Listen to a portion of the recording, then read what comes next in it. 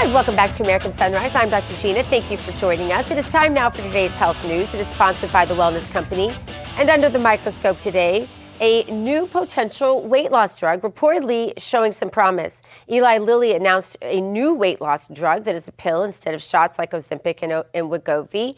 The company said that the pill led to roughly 12% weight loss and it has similar side effects to the shots. The pill, however, is taken every day instead of once a week. I think some of those even vary even more than that, but like some of the shots, these injectables showed roughly 20% weight loss, and in some cases even more. So this one only 12. Very interesting. If it is approved by the FDA, it could be available next year. One conversation I just wanted to speak to briefly in our chat was this idea that there were these side effects that were so dangerous with some of these shots, and I would say that's true. But in research over time, I've noticed that a lot of times the side effects they name are actually the side effects of the original diagnosis, in other words, the obesity. So some of the side effects that people experience, you can't really tell if it comes from the shot or the pill or the original condition, which was the obesity or diabetes to start with. But they still have to name the side effects. All right, a new administration in Washington, D.C. has brought a lot of positive changes when it comes to fixing our broken healthcare system. That reality, however, is there's only so much that government can do. So if we really want to make America healthy again, that starts at home with each of us. And that's where the Wellness Company comes in. You see and hear from their doctors all the time on this network, and you know their products are the gold standard when it comes to keeping you and your family safe and healthy. The Wellness Company gives you the opportunity to be sure you're prepared for whatever happens with their series of prescription medical kits. These kits contain an assortment of life-saving medications and guidebooks to assist in the proper use of the meds in the kit. Also, Wellness Company has a variety of products from parasite cleanses to methylene blue to weight loss and so much more. These can help you stay healthy and live a longer, more satisfying life. Make America healthy again starts at home. Protect the health of yourself and your family. Go to twc.health/RAV today. Give it an order. That's twc.health/RAV. Use the promo code RAV. That'll save you 10%, guys. All right. Illinois Governor J.B. Pritzker under fire today for a new controversial law regarding children and mental health. This is more than disturbing. Pritzker signed a law requiring children to have annual mental health screenings in grades 3 through 12. Government imposed. That's not scary at all. The law is set to take effect for the 2027-28 school year. Supporters say it will help identify early signs of depression, anxiety, or trauma. 3 words I just wish would go away in this generation. Opponents, though, say this is dangerous. This is subverting the authority of parents. This is government overreach. For more, let's bring in psychologist and family physician, Dr. Leonard Saxs. Good to have you with us, doctor. Do you care to lay odds? Thanks for coming. Do you care to lay odds, doctor, on how much Governor Pritzker has invested in, let's just say, big pharma drugs available in psychological DSM-5 suggestions, perhaps prescriptions? I mean, you don't have to be a rocket scientist to know that's the investigation that needs to take place that won't take place in mainstream media. Okay, now I believe in being charitable to my opponents, and I don't agree with you on this point. I don't think that Governor Pritzker is motivated by greed. I'm going to give him the benefit of the doubt and assume that he is motivated by concern for children. But I have a lot of concerns about this new law. I am a physician. I have been a physician in the United States for 39 years. I was born and raised in the United States. I attended public schools in Ohio, K through 12. But as a family doctor, I have been, and as a PhD psychologist, I'm both an MD and a PhD, I have been involved in many cases where a boy, sometimes a girl, but more often a boy, is misbehaving.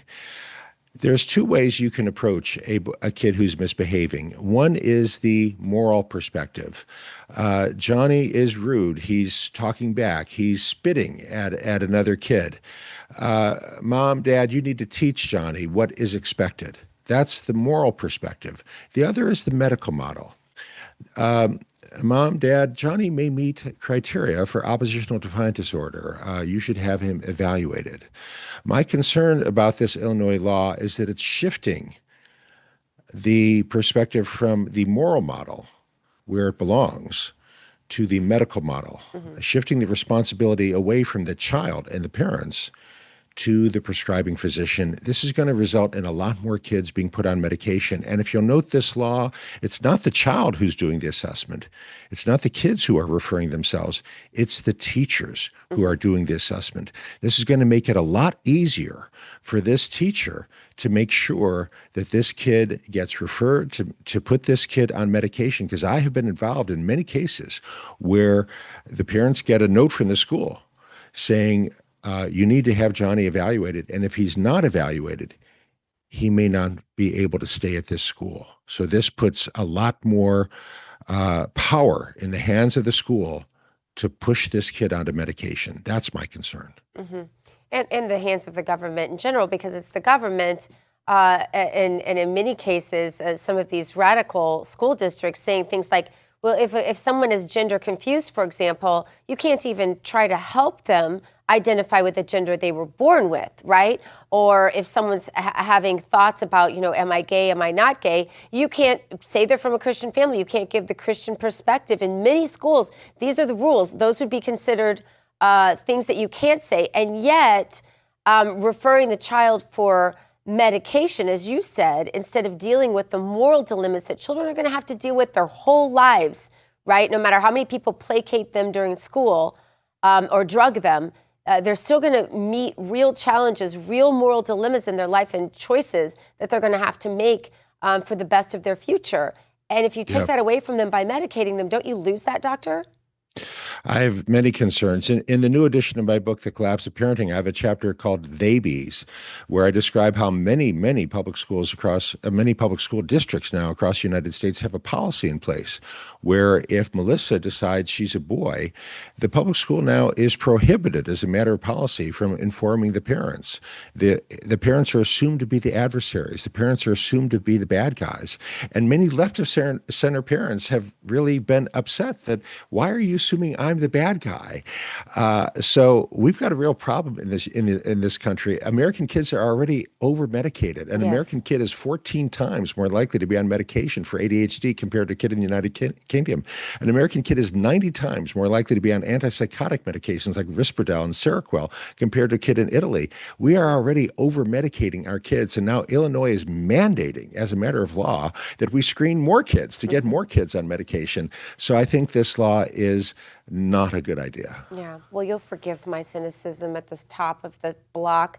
Doctor, we appreciate you. I did the research once, found the financial connections between those that prescribe the medicine and the drugs that are prescribed in the DSM-5, and I've become a little cynical, but I do appreciate your genuine, heartfelt concern for kids in all of this. Dr. Leonard Saxs, thank you for your time. Thanks for inviting me. All right, coming up, Republicans have a new memo mocking Democrats for their lack of ideas. What's in the memo? We're going to take a look next on American Sunrise.